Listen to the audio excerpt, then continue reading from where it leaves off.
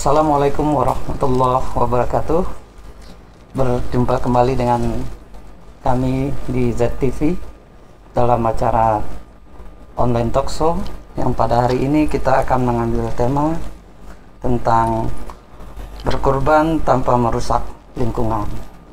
Bicara tentang kurban, tentu kita akan berbicara tentang lingkungan juga, karena mulai dari peternakan sapi, peternakan hewan-hewan kurban, sampai pada pengelolaan pada peternakan itu, dan juga sampai pada di saat kurban itu sendiri, karena kurban juga banyak menghasilkan limbah-limbah. Nah, bersama kita sekarang sudah ada Bapak Insinyur Zainal Abidin, Ketua THK Dompet Wafa, Tebar Hewan Kurban Dompet Wafa tahun 2020. Pagi Bang Jai. Selamat pagi, Assalamualaikum warahmatullahi wabarakatuh. Waalaikumsalam warahmatullahi wabarakatuh. Jadi di Tebar Hewan Kurban ini mengelola kurban itu mulai dari awal ya Bang Jai. Ya, kita pelihara dari awal. Dari awal bakalan, diternakan, kemudian dijual dan disalurkan kepada para pekurban, yang kemudian disalurkan sesuai dengan yang ditunjuk daerah-daerah yang akan menerima kurban. Nah, Bang Jai, bersama kita juga ada Bang Ahmad Riyadi. Selamat sore Bang. Sore, Assalamualaikum. Waalaikumsalam. Bang Ahmad Riyadi adalah manajer di pengurangan risiko bencana Disaster Management Center Dompet Wafa. Jadi di Dompet Wafa itu mempunyai divisi khusus yang melakukan program-program pengurangan risiko bencana.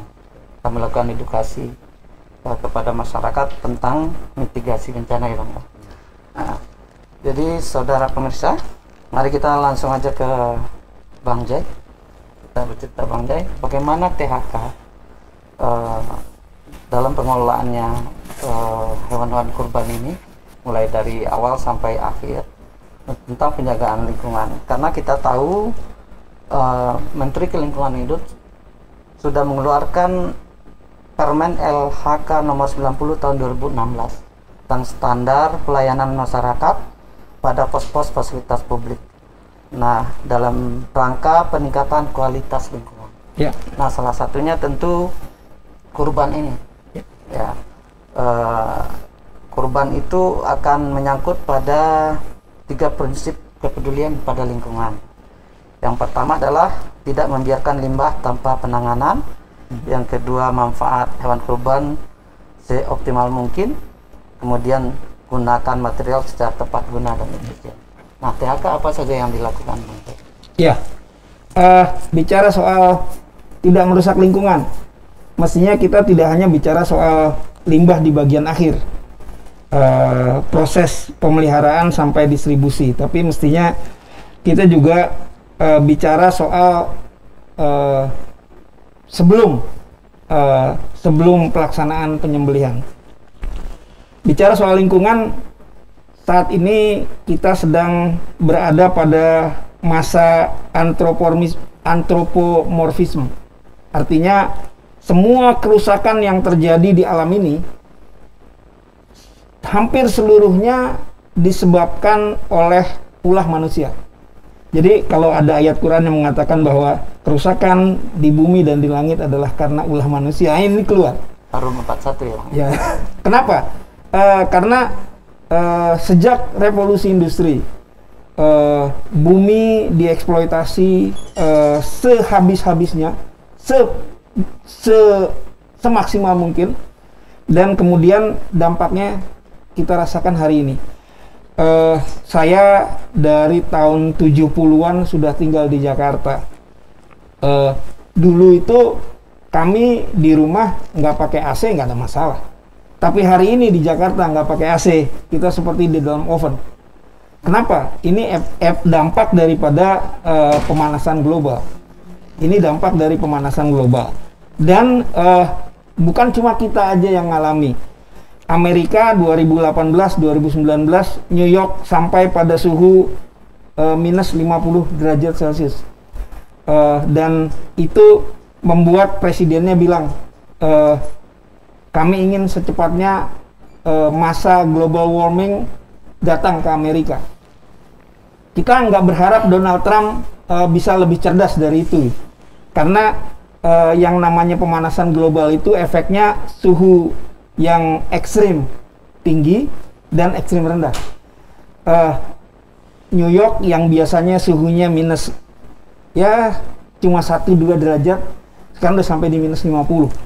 Dan sebaliknya Alaska yang biasanya suhunya hanya 18 derajat, sekarang udah bisa suhu 32 derajat Celcius. Jadi tinggi sekali gitu. Dan orang-orang banyak yang bertebaran di pantai berjemur dengan melepas semua pakaian. Jadi global warming sudah terasa. Dan yang kita lihat adalah salah satunya adalah efek dari kerusakan ozon. Karena sinar matahari yang harusnya disaring oleh ozon kemudian masuk ke dalam bumi dan kemudian membuat bumi makin panas. Dan kalau kita lihat kerusakan ozon itu katanya gara-gara CO. Dan kalau kita telah lebih jauh lagi, ternyata hasil limbah dari peternakan ketika dipelihara, hewan dipelihara menghasilkan gas metan. Dan gas metan itu punya daya rusak yang jauh lebih tinggi daripada CO, 21 kali lipat. Jadi di program THK tahun ini kami mencoba untuk mereduksi itu. Jadi kalau dulu-dulu ya pelihara hewan, sembelih, selesai. Tapi tahun ini setiap penyembelihan 1 ekor domba, 1 ekor kambing, kita tanam 1 pohon untuk kita tanam. Penyeimbang ya, Pak? Sebagai penyeimbang alam. Belum bisa memenuhi apa yang kita rusak, tapi kita sudah mulai untuk membayar apa yang kita pakai kepada bumi. Gitu. Jadi gas metan itu memang dihasilkan dari limbah dari kotoran dari kotoran ternak. Ya. Ada yang mengolahnya jadi biogas, tapi belum banyak. Yang banyak lepas ke dalam atmosfer dan itu yang rusak ozon. Itu termasuk tinggi, Pak? Sangat tinggi. Karena gini, tahun 89 saya baca sebuah buku sahabat saya yang nulis. Judulnya Secangkir Kopi Max Havelaar. Tulisan dari Zaim Saidi, dulu pernah aktif di Dompet Duafa. Beliau bilang, itu yang membuat saya akhirnya dari zaman dulu saya nggak doyan burger. Dari zaman dulu sampai sekarang saya nggak doyan. Bukan karena itu makanan Amerika, tapi pada waktu itu saya baca setangkup daging di burger itu dihasilkan dari merusak 9 meter persegi hutan Amazon. Jadi setiap setangkup itu burger dagingnya didapat dari merusak hutan Amazon 9 meter persegi. Sekarang mungkin lebih sedikit karena sudah mulai ada reservasi, kemudian perbaikan-perbaikan dalam lingkungan. Tapi setidaknya kita bisa belajar kalau untuk makan saja kita harus merusak lingkungan. Sampai kapan bumi ini bisa tahan dieksploitasi oleh manusia? Itu maksudnya bagaimana, Bang? Apakah hubungan sapi dengan hutan Amazon itu gimana? Untuk memelihara sapi, orang harus nebas hutan untuk kemudian dijadikan padang pengembalaan. Padahal hutan adalah penyangga supaya C ini tertahan di bumi dan tidak merusak. Apakah di Indonesia juga sama, Pak? Di Indonesia lebih parah lagi. Gambut itu punya C yang sangat tinggi. Tapi begitu dijadikan lahan sawit, kemudian dirusak, dijadikan lahan maupun HTI maupun ladang sawit gitu, C-nya terlepas ke dalam atmosfer dan kita nggak punya cadangan lagi. Kalau di Indonesia kan peternaknya itu masih natural ya, Bang ya? Iya. Tidak seperti di Amerika yang artinya membabat hutan juga untuk menanam rumput-rumput gitu. Iya. Nah, apakah di Indonesia juga ya potensi setidaknya kotoran yang dihasilkan itu kan tetap punya daya rusak. Itu yang kita perbaiki. Dan selain itu kita juga nanti pada saat penyembelihan kita menampung darahnya supaya jangan terbuang begitu saja. Kemudian limbah-limbah kotorannya, isi perut itu kan memang menimbulkan metan juga. Itu kita tampung dan kemudian kita olah. Bisa jadi pupuk, bisa jadi pakan ternak kembali, dan ada yang mungkin diolah jadi batako gitu, sangat mungkin. Jadi di tahun ini aja Pak, konkretnya apa saja yang dilakukan THK untuk peduli lingkungan ini? Ya, peduli lingkungan kita mulai dari menanam pohon, kemudian kami melarang mitra distribusi menggunakan plastik hitam. Bahkan plastik yang katanya tidak merusak lingkungan pun kalau sedapat mungkin tidak digunakan. Jadi kita berharap mereka menggunakan bahan-bahan alami, misalnya besek, daun jati, kemudian daun pisang, dan sebagainya. Kalaupun harus terpaksa menggunakan plastik, kita ingin plastik itu tidak hanya sekali pakai, tapi berkali-kali. Misalnya ya kita jadikan semacam baki yang ada rantang gitu ya, jadi dia bisa dipakai berulang gitu. Itu diinstruksikan ke seluruh titik distribusi kita. Ya. Dan kita punya tim pemantauan untuk melakukan itu, yang akan menilai mitra ini layak nggak jadi mitra lagi tahun depan. Jadi di saat penyembelihan sekarang itu udah menjadi penentu juga dia tetap jadi mitra untuk tahun depan ya Bang ya? Tetap ada seleksi karena kita ingin kita punya slogan business for good. Sekarang tebar hewan kurban itu sudah jadi bisnis besar. Kenapa? Dulu itu pada waktu tahun 94 yang kita salurkan itu cuma 700-an ekor. Tapi tahun ini insya Allah mengabulkan 40.000 ekor setara domba kambing. 40.000 ya. Dari berapa kali lipat? 900 awal. Dan itu sudah jadi bisnis besar. 26 kami ingin kemudian ya. Kami ingin bisnis itu bisa bermanfaat bukan hanya buat domba duafa, tapi juga buat peternak, juga buat mustahik yang menerima daging kurban, dan juga para pekurban. Karena gini, peternak dapat keuntungan, wajar karena mereka memelihara. Mustahik ya memang hak mereka. Apa keuntungan buat para donatur? Mereka bisa membeli hewan kurban dengan harga yang lebih murah. Kenapa harus lebih murah? Mereka bisa melakukan penghematan. Dan penghematan itu bisa digunakan untuk hal-hal yang lain. Apalagi di saat pandemi seperti sekarang. Iya. Ya, saya kira apa yang kita lakukan mudah-mudahan bermanfaat. Itu dari THK, dari pusat sampai ke mitra itu sudah diinstruksikan. Bagaimana dengan penerima manfaatnya Bang? Penerima manfaat sudah kita data sejak bulan Desember tahun lalu.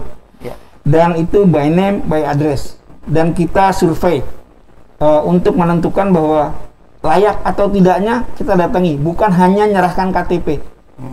Kita data, kemudian kita nilai layak atau tidak. Dan pada saatnya nanti mereka nggak perlu datang ke tempat kita. Kami yang akan mengantar langsung ke rumah-rumah mereka. Insya Allah. Oke. Ada pesan khusus juga Bang terhadap mereka di saat penyembelihan itu kan residu-residu dari hasil kurban yang mereka terima itu kan bisa mencemari lingkungan juga, kayak tulang, darah dan tentu saja kita berharap mereka sudah mulai sadar dengan lingkungan. Jadi kalaupun ada limbah yang dihasilkan dari daging-daging yang mereka olah, kita berharap itu dipendam. Kan itu bahan-bahan alami ya. Bahan-bahan alami itu kalau ditanam itu akan bersatu lagi dengan tanah. Jangan dibuang karena menimbulkan bau. Jangan jadi sampah. Ini sangat menarik Bang, tentang lingkungan dan kurban ini.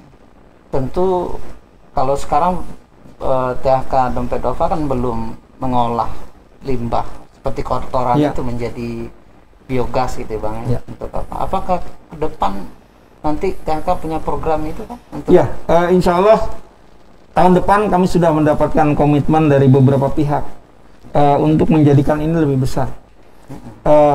Kami melihat pasar hewan kurban tahun ini itu 2,3 juta ekor domba kambing. 2,3 juta ya. Dompet duafa tahun ini baru 40.000, belum seberapa. Iya.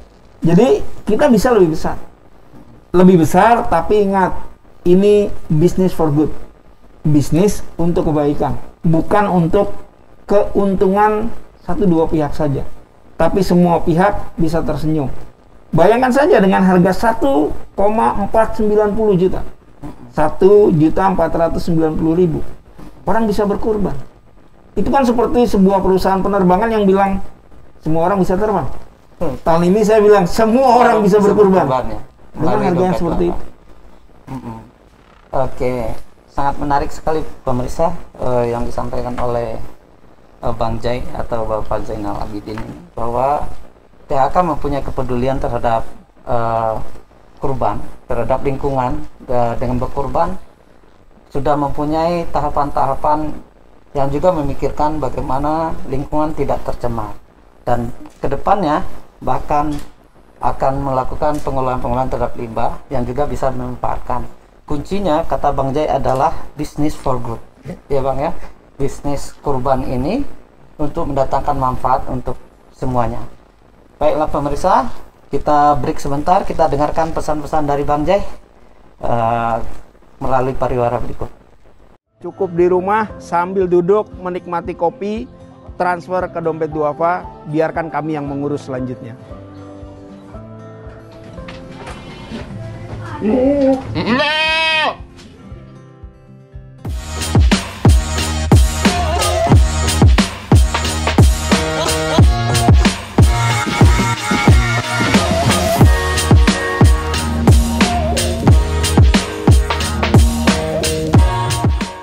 Kembali lagi pemirsa bersama kami dalam online talkshow ZTV. Kita membahas tentang kurban tidak merusak lingkungan. Pada sesi kedua ini kita akan bercerita sama Bang Ahmad Riyadi sebagai manajer pengurang risiko bencana di Disaster Management Center Dompet Duafa.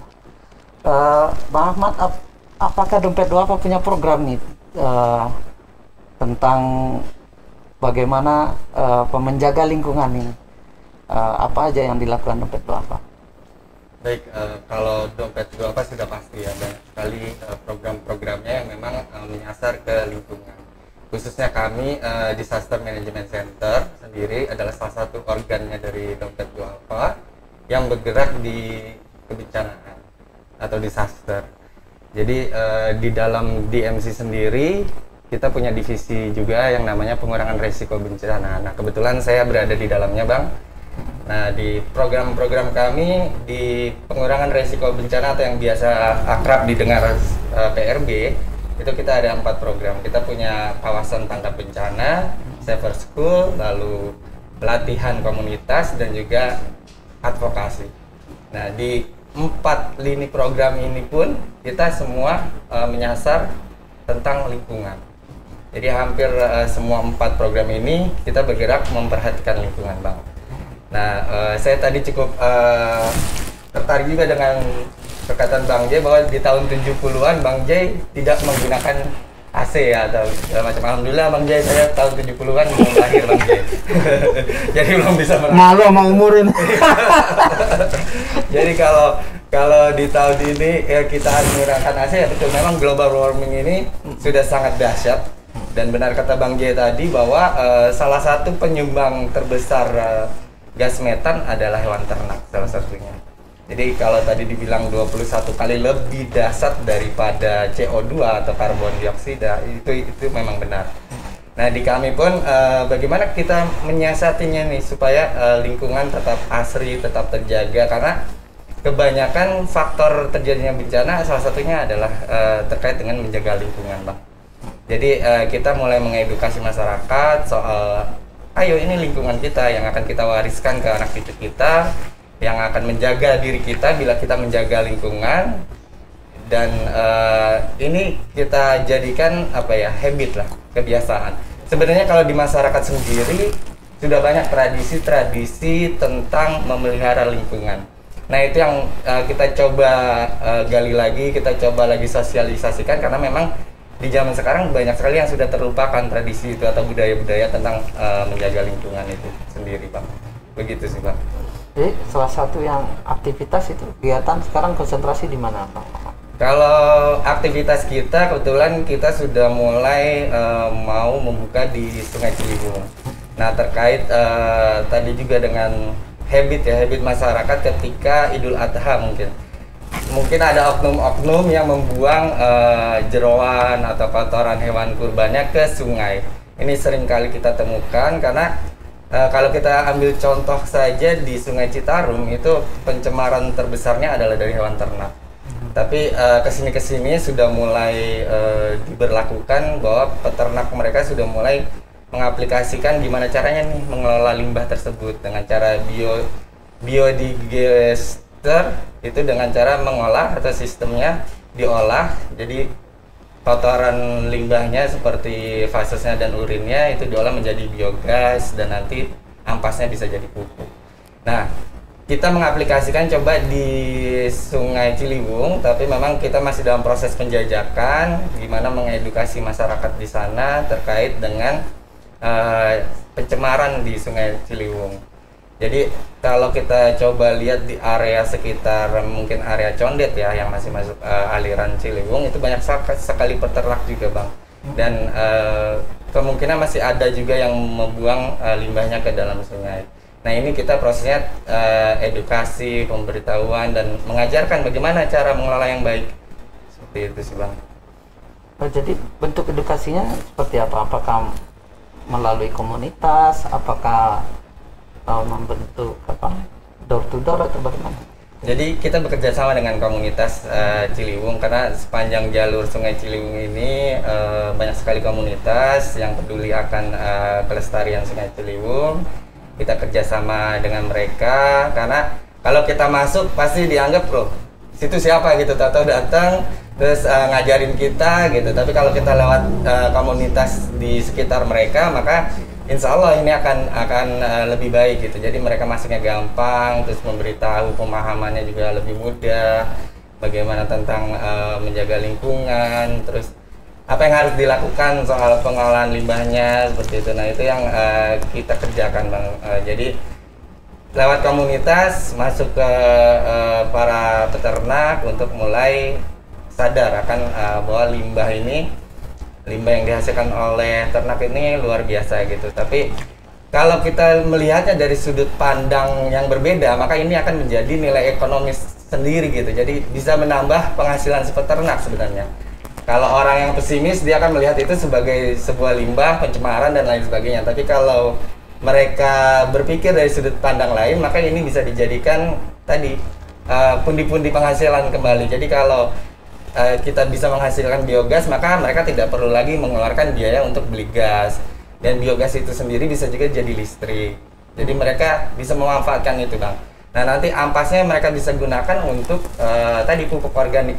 Karena ampas dari hewan ternak ini cukup baik unsurnya, jadi dia memang sangat bagus untuk tumbuhan dan lain sebagainya. Dan ini laku dijual, banyak yang nyari gitu. Nah, jadi kalau kita lihat dari sudut pandang lain, maka ini akan jadi nilai ekonomis yang lain gitu. Apakah pernah itu Dompet Duafa melakukan pengolahan limbah menjadi biogas kemudian dimanfaatkan oleh masyarakat dan ya jadi para pemanfaat itu tidak membeli gas lagi? Apakah pernah? Iya, alhamdulillah, Bang, kita waktu di Bandang Garut kita mengaplikasikan itu di hunian tetap kita. Jadi waktu di Garut setelah banjir bandang, kita bangun hunian tetap dengan menggunakan tadi sistem itu. Yang mohon maaf penggunaannya sih bahan bakunya adalah tinja manusia. Jadi dikumpulkan di satu tempat, itu dialirkan ya, maksudnya kita sudah buat sistemnya penampungan dan itu menjadi biogas gitu, dan bisa dimanfaatkan oleh mereka gitu. Dan penerima manfaat waktu itu hunian tetapnya dari Dompet Duafa memanfaatkan itu, Pak. Jadi dompet duafa membuatkan hunian tetap bagi penyintas banjir. Iya betul, banjir bandang. Kemudian toilet-toilet mereka disambungkan outputnya oleh sistem, dibuat ke sistem biogester ya. Nah, iya biogester, akhirnya keluarlah hasilnya adalah biogas. Dalam bentuk gas. Dan gas itu dimanfaatkan kembali oleh penghuni. Iya, penghuni huntap. Luar biasa manfaatnya ya. Tapi ini contoh ya Bang. Iya, contoh. Dan ini bagaimana mereplikasinya, gampang atau bagaimana? Karena ini memang ibaratnya teknologi yang baru ya. Kalau sekarang itu sudah mulai mudah Bang. Jadi kita bisa saja cari di online atau coba searching. Nah itu kita akan menemukan sistem biodigester. Ya itu kita bisa beli, bahkan bisa buat rumahan kalau memang kita berniat untuk bikin rumah yang ibaratnya ramah lingkungan. Nah itu kita bisa gunakan itu sebagai salah satu cara kita lah untuk menjaga lingkungan di rumah kita gitu. Jadi kita nanti dapat manfaatnya adalah gas, terus nanti bisa juga dapat pupuk kayak gitu, dan kita tidak mencemari lingkungan sekitar. Ya luar biasa Bang ya, aktivitasnya sangat heroik ya. Tentu masyarakat banyak juga pengen ikut ya, bergabung, berusaha menjadi bagian dari perbuatan baik ini. Apakah dompet duafa melibatkan relawan atau bagaimana Bang dalam aktivitas-aktivitas penjagaan lingkungan gitu? Ya kalau di kami sendiri memang karena memang keterbatasan sumber daya, maka wajib hukumnya ya, dan tanda kutip kita pasti melibatkan relawan.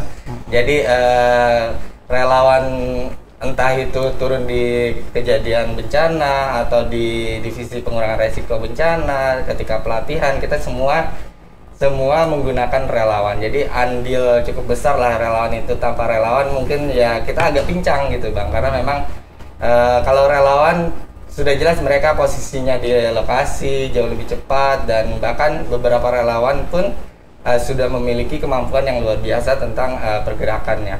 Nah kalau teman-teman juga pengen gabung di relawan kita punya namanya komunitas Ayo Tolong Bang, terus juga ada dompet duafa volunteer.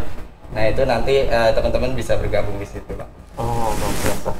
Jadi pemirsa, dompet duafa ternyata baik maupun divisi kebencanaan maupun di Tebar Hewan Kurban sendiri mempunyai program-program yang memang peduli pada lingkungan dengan sesuai dengan kondisi masing-masing. Kalau pengurangan risiko bencana tentu perusakan lingkungan ini sebuah bencana ya Bang ya, Bang Ahmad ya. Nah sehingga dilakukanlah edukasi kepada masyarakat, mengajak relawan ya Bang ya. Kemudian apakah yang untuk kurban ini ada rencana khusus Bang di PRB? Sebenarnya kalau untuk kurban sendiri itu tadi yang saya sampaikan, karena kita lagi coba fokus di Sungai Ciliwung, maka kita coba udah mulai sih edukasi Bang. Tapi memang ibaratnya hal yang baru ya, merubah habit masyarakat itu ya butuh waktu yang lama, karena habitnya pun terbentuk dengan waktu yang lama gitu. Jadi prosesnya ya perlahan, tapi kita semua sih tetap optimis bahwa suatu saat nanti tentang bagaimana pengolahan limbah ternak itu bisa terselesaikan lah. Kalau sekarang sendiri kan di beberapa daerah dia sudah menerapkan ketika memotong lubangnya harus 1 meter dalamnya, terus dan tidak boleh lagi mencuci jeroan di sungai gitu dah. Nah itu sudah mulai diterapkan sih di beberapa daerah gitu. Tentunya kalau kita mengubah habit masyarakat, tentu tidak serta-merta kita istilahnya jangan begini, jangan begitu, tapi kita tidak memberikan fasilitas untuk pengalihannya gitu Bang ya. Jadi umpamanya jangan buang sampah sembarangan, tapi tempat sampahnya nggak disediakan gitu kan. Nah apakah PRB tentu dalam hal mitigasinya kayak Bang ya, mitigasi bencana ini melakukan menyediakan fasilitas buat masyarakat atau bagaimana? Iya. Tadi menarik ngambil contoh kasusnya adalah jangan buang sampah sembarangan. Nah ini sering sekali terjadi Bang, ketika kita mengajak jangan buang sampah sembarangan. Oke, Terus kita buang sampah di mana? Akhirnya kita siapkan lah ya tempatnya. Ini tempat sampahnya. Setelah itu masyarakat mau itu buang sampah di tempat sampah yang kita sediakan. Nah, keberlanjutannya gimana? Kadang ada yang kelupaan nih setelah dikumpulkan di satu tempat, dia lupa diambil. Nah, ini malah jadi permasalahan baru. Makanya kalau di kita konsepnya adalah bagaimana masyarakat bisa memiliki rasa memiliki gitu. Jadi ketika kita sudah bangun itu, maka kita tidak lagi repot soal yang terus ibaratnya kita kita supply terus kemauan mereka, enggak, tapi mereka sendiri akan mulai kebuka pemikirannya dan akan mencari solusinya gitu.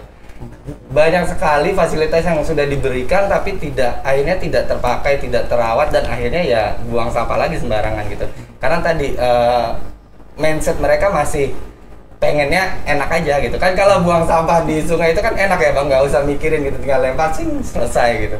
Nah, itu dia mindset itu yang akan kita ubah perlahan agar mereka sendiri yang sadar gitu, mereka sendiri yang mau memang berubah, dan itu tidak akan lagi kita kerepotan kalau sudah seperti itu Bang. Iya, khusus di Ciliwung itu kan rencana programnya di sana Bang, difokuskan ya termasuk membuang sampah ke Ciliwung, membuang sisa-sisa kurban dan darah atau apa ke Ciliwung. Nah, ini udah ada persiapan atau bagaimana Bang Ahmad? Kalau untuk persiapannya sendiri, kebetulan kita dalam waktu dekat ini sama kemarin itu sudah mulai silaturahmi ke komunitas-komunitas. Bagaimana caranya nih kita ngajak masyarakat, ayo dong jangan buang limbah. Kalau soal ini ya ternak, jangan buang jeroan hewan kurban ke sungai gitu, karena banyak sekali masyarakat yang males untuk membersihkan, akhirnya dibuang gitu aja. Nah, ini kita mulai ngobrol, duduk bareng sama komunitas-komunitas, bagaimana ini kita cara berbuat ke masyarakatnya seperti apa agar ya mereka memang tergerak sendiri gitu, tidak harus dipaksa, tidak harus mengharapkan imbalan atau lain sebagainya. Jadi kita sudah duduk bareng dengan para komunitas. Nah, rencananya sih ya ada pengawalan di beberapa spot-spot titik yang memang di situ sering terjadi pembuangan limbah. Oke. Edukasi melalui komunitas ya. Jadi pemirsa, ternyata Dompet Duafa dengan pedulian lingkungan tidak bergerak sendiri, bekerjasama dengan komunitas-komunitas dan para relawan. Tentunya kerjaan baik ini bisa dilakukan bersama dan hasilnya tentu akan lebih besar. Nah, bagi pemirsa yang mau jadi relawan nanti bisa bergabung dengan Dompet Duafa melalui DMC, khususnya di divisi pengurangan risiko bencana. Dalam hal ini teman-teman para relawan yang ingin jadi relawan itu akan bisa bergerak bersama-sama dengan Dompet Duafa untuk melakukan kebaikan terhadap sesama, khususnya tentang memelihara lingkungan di Idul Adha ini ya, karena pembuangan seperti kasus contoh yang akan dilakukan oleh Dompet Duafa fokus di Sungai Ciliwung. Nah, ini sangat menarik.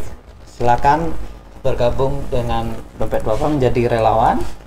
Nah, untuk berikutnya pada segmen ketiga kita akan membuka tanya jawab bagi para penonton. Silakan melalui live chatting kami. Nanti kami akan sampaikan kepada para narasumber untuk diberikan jawaban yang bisa menambah inspirasi dan kebaikan pada lingkungan kita semua. Nah, kita break sebentar, kita ikutin pariwara berikut.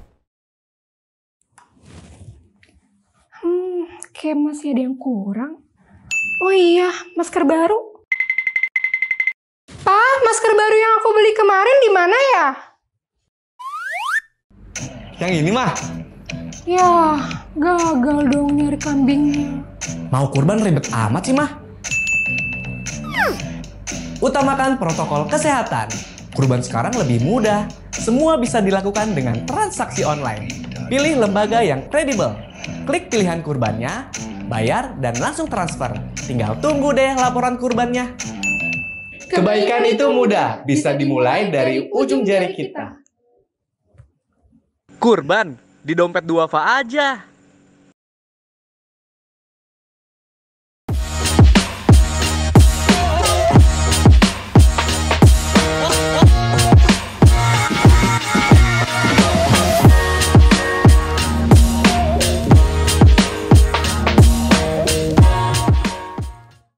Baiklah pemirsa, kembali lagi bersama saya Michael Komputra dalam online talk show ZTV, berkurban tanpa merusak lingkungan.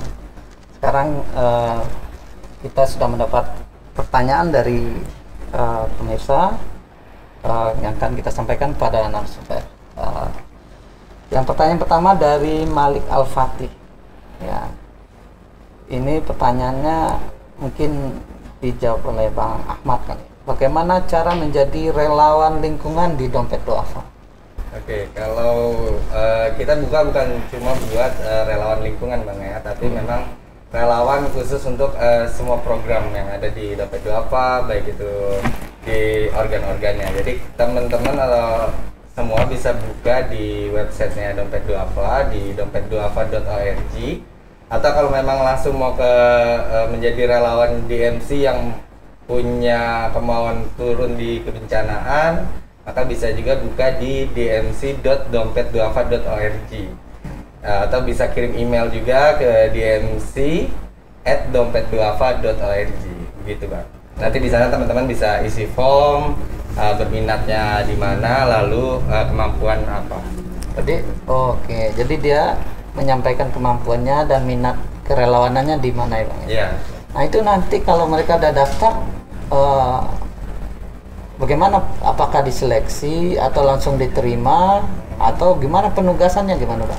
Kalau diseleksi atau tidak mungkin enggak ya Bang, karena yang namanya relawan sebenarnya bebas saja mau ditempatkan di mana, cuma nanti oleh kita pilih aja sesuai dengan kemampuan mereka gitu. Jangan sampai nanti kemampuannya dokter kita kasihnya di bagian apa gitu yang tidak cocok. Nah nanti makanya tadi kita minta diisi formnya, jadi nanti ketahuan mereka minatnya di mana, kemampuannya apa. Nah dari situ nanti kita pilih. Ketika kita membutuhkan ada program yang akan berjalan dan kita butuh relawan, maka kita akan kontak mereka gitu Bang. Dan kadang kita ada pertemuan-pertemuan gitu. Kalau dulu sebelum masanya pandemi kita ada kopdar lah ya kalau bahasa sekarangnya, ketemu dengan mereka, ngobrol bareng, diskusi bareng, seperti itu sih Bang. Mereka yang masukkan form itu kemudian sudah dipilah, apakah ada pelatihan-pelatihan Bang sebelum diterjunkan atau gimana? Ya, ada, tapi yang kemarin-kemarin biasanya kita mengundang mereka yang memang sudah pernah gabung ke kita. Jadi setelah mereka isi form terus dapat penugasan, nah mereka itulah yang kita ajak untuk berlatih bersama. Tapi tidak menutup kemungkinan mereka pun bisa mengajukan diri mereka untuk ikut latihan gitu. Karena memang di kami ada rutin latihan kalau untuk responnya, dan kalau di PRB-nya biasanya hanya diskusi saja sih. Dan nanti turun ke lapangan. Jadi mereka perorangan atau komunitas bisa juga mengajukan nanti mau latihan bareng atau diskusi bareng gitu, itu bisa Bang. Jadi mereka tidak hanya dibutuhkan ketika respon ya Bang ya. Jadi mereka juga bisa sebenarnya sebelumnya ikuti pelatihan-pelatihan dulu untuk menambah keahlian gitu Bang. Iya, Di samping mereka udah punya keahlian basic ya. Iya. Nah, tapi untuk yang biasa dilakukan protap DMC di lapangan atau bagaimana, tentu saat itulah di. Oke Bang Ahmad, terima kasih. Mudah-mudahan Mas Malik Al-Fatih sudah puas dengan jawaban dari Bang Ahmad ini, dan bagaimana cara menjadi relawan dan apa saja yang dilakukan ketika jadi relawan. Kita masuk pada pertanyaan kedua. Ini dari Joko Satrio. Ini mungkin Bang Jai ya. Bang Jai, pertanyaannya Bang, bagaimana cara mengelola limbah kurban? Ya, jadi dia mungkin minta lebih rinci dari apa yang kita sampaikan tadi. Iya, sebenarnya limbah kurban itu kan limbah organik.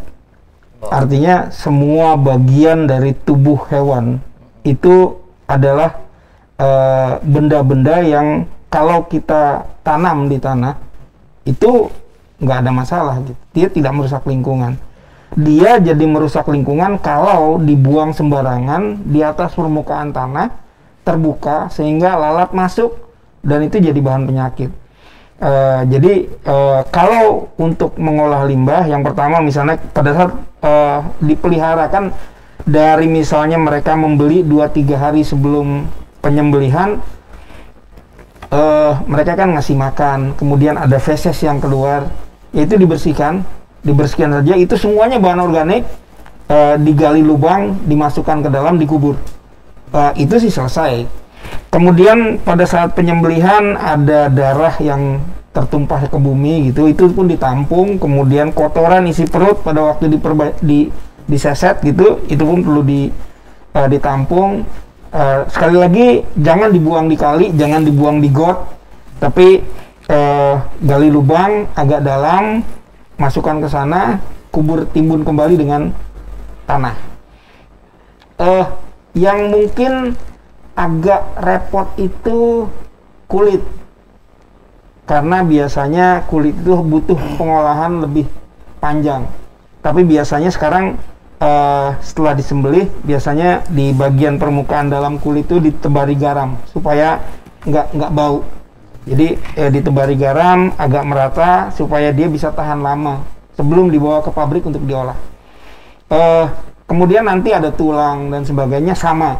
Jangan dibuang sembarangan, kumpulkan saja, kembali digali lubang, timbun, selesai. Saya kira kalau yang itu mudah. Yang agak sulit adalah seperti yang tadi saya bilang, pemeliharaan dalam waktu yang sangat panjang itu menghasilkan gas metan. Dan gas metan itu punya daya rusak 21 kali lipat dibandingkan CO. Yang itu membuat suhu makin panas. Jadi padahal kita cuma punya waktu sekarang 2020 sampai 2100. Kita punya waktu 80 tahun. Suhunya itu nggak boleh naik 1,5 derajat sampai 2100. Padahal kita udah ngambil hak anak cucu ini.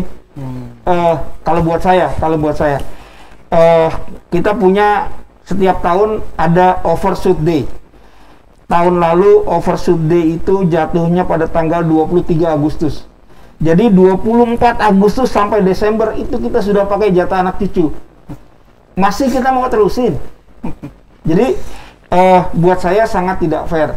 Mestinya kalau kita mau mengambil sesuatu kan kita harus izin. Kalau mau ngambil sesuatu dari anak cucu ya izin juga dong mestinya gitu. Ya saya kira itu. Jadi ya solusinya tadi ada penanam. Solusinya kita tanami pohon. Mudah-mudahan tahun depan pohonnya akan lebih banyak. Dan kita juga buat pohonnya yang ada buahnya. Supaya ada hasilnya. Ada hasilnya ya. Jadi mudah-mudahan Mas Joko Satrio sudah memahami bagaimana pengolahan limbah kurban, karena semuanya organik. Asal dia ditanam dengan baik, tidak berada di permukaan, itu tidak akan mencemarkan lingkungan. Jadi mudah-mudahan juga para penitia kurban nih memahami hal ini. Jadi mentang-mentang dekat dengan kali, jangan lempar ke kali gitu ya. Yang paling gampang ya. Yang paling gampang gitu, karena memang repot bang. Apalagi saat pandemi ini mereka juga tidak boleh kumpul banyak-banyak kan. Dulu satu kambing bisa 5 orang gitu ya. Sekarang nggak boleh dekat-dekat. Jadi bisa banyak itu. Jadi jangan sampai kerepotan itu malah mengabaikan soal polusi di lingkungan kita. Nah, kita masuk pada pertanyaan ketiga. Bagaimana Dompet Duafa mengedukasi mitra peternak untuk aware terhadap lingkungan ini? Ini pertanyaan dari Jasmine. Ya, program tebar hewan kurban itu sudah kita mulai tahun 94. Ya. Saya nggak tahu, mungkin sebagian dari teman-teman milenial ini belum lahir. Kami sudah memulai inisiasi. Di hulu kita memberdayakan peternak, di hilir kita menjual dan kemudian menyalurkan pada para mustahik.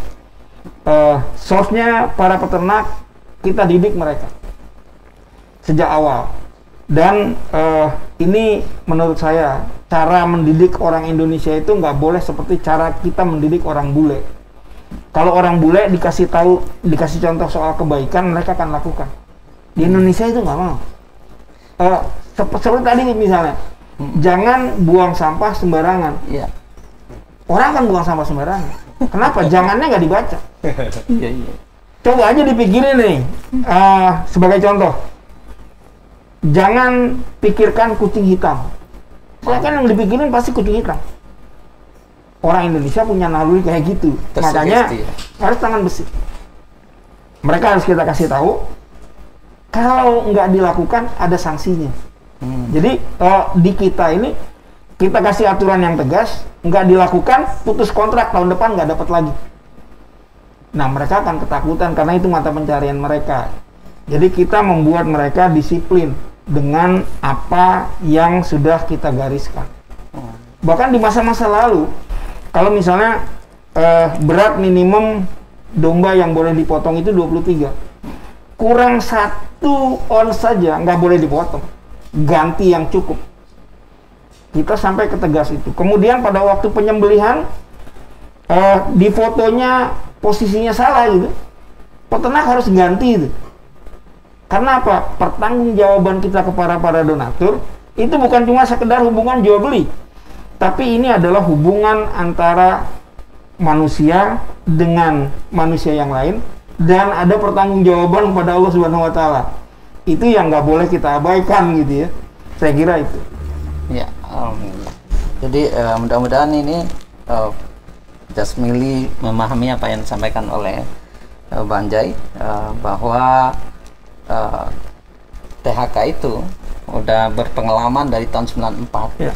Ya, 26 tahun ya sampai sekarang. Dan peternak kita sekarang udah sampai 5.000, 10.000. 5.000, 10.000 peternak yang menjadi mitranya Dompet Duafa. Dan peternak itu ada klausul agreement ya, Yep. persetujuan klausul untuk menjadi mitranya Dompet Duafa. Kalau merusak lingkungan pada tahun ini penilaiannya, maka tahun depan dia akan diputus kita kena kontrak. sanksi. Ya. Kita blacklist dulu gitu. Ya. Tapi kalau di banyak manfaatnya jadi mitra Dompet Duafa itu, Bang. Saya khawatir teman-teman Dompet Duafa lama-lama memilih jadi mitra karena ekonominya lebih berkembang di sana. Oh gitu. Artinya memang kalau diputus mereka akan rugi. Mereka akan kehilangan mata pencarian yang saya kira kurban ini adalah masa-masanya panen bagi para peternak. Dan oleh Dompet Duafa, ternak mereka kita beli itu laku atau tidak kita yang beli. Jadi resiko nggak di peternak. Apalagi tahun ini kita masukkan investor. Jadi peternak nggak perlu modalin beli anakan kambing atau bakalan. Duitnya sudah kita kasih untuk beli, ada biaya pemeliharaan, begitu selesai pemeliharaan, timbang beratnya cocok, kita yang beli. Nggak ada resiko. Saya kira. Jadi keuntungannya menjadi mitra itu alhamdulillah banyak, kesempatannya Produknya dibeli pasti. Produknya udah pasti dibeli. Jadi capeknya Memelihara ternak itu bisa terbayarkan. dirasakan. Ya. Beda dengan kalau dia ternak saja tanpa jadi mitra Dompet Duafa, tentu orang akan transaksi orangnya. Iya. Kalau menguntungkan orang pasti beli. Betul. Ya, pasti kalau orang beli dengan harga murah ya, Bang. Iya. Ya, tapi kalau Dompet Duafa harganya Sudah ditetapkan. flat Kita dan fair trade. ya. Jadi jual beli yang fair. Nah, ya, dari awal penimbangan persiapan untuk itu udah Betul. ditentukan harga dan sepakati harga. Ini pertanyaan terakhir, apa yang bisa kami lakukan untuk meminimalisir pencemaran lingkungan sembari tetap menjalankan kurban dari Bapak Purnomo? Ya, di masa pandemi sekarang, keluar rumah saja sudah bikin pencemaran tuh dengan knalpot. Jadi di masa pandemi sekarang mengurangi emisi itu gampang sekali. Ambil handphone, cek saldo. Uangnya cukup, transfer aja ke Dompet Duafa, selesai itu semua sampai distribusi. Iya. Kemudian dapat laporannya gitu. Iya. Laporannya ada berupa foto, kemudian ada piagam, itu diberikan oleh Dompet Duafa. Udah terjamin tidak mencemari Insya Allah tidak lagi mencemari lingkungan. Ya, pemirsa yang terhormat, bincang-bincang kita sangat menarik bersama Bang Zainal Abidin dan Ahmad. Riyadi dari Disaster Management Center di Divisi Pengurangan Risiko Bencana. Namun demikian waktu kita terbatas, barangkali bincang kita pada kali ini kita sampai di sini saja. Kita ucapkan terima kasih pada Bang Jai yang bersedia hadir di studio ZTV. Semoga Bang bermanfaat. Ahmad. Pemirsa, barangkali itu pada bincang-bincang kita pada edisi ini. Kita akan bertemu di edisi berikutnya dalam tema yang lain, online talkshow ZTV Dompet Duafa. Terima kasih. Assalamualaikum warahmatullahi wabarakatuh. Waalaikumsalam warahmatullahi wabarakatuh. Cukup di rumah sambil duduk menikmati kopi, transfer ke Dompet Duafa, biarkan kami yang mengurus selanjutnya.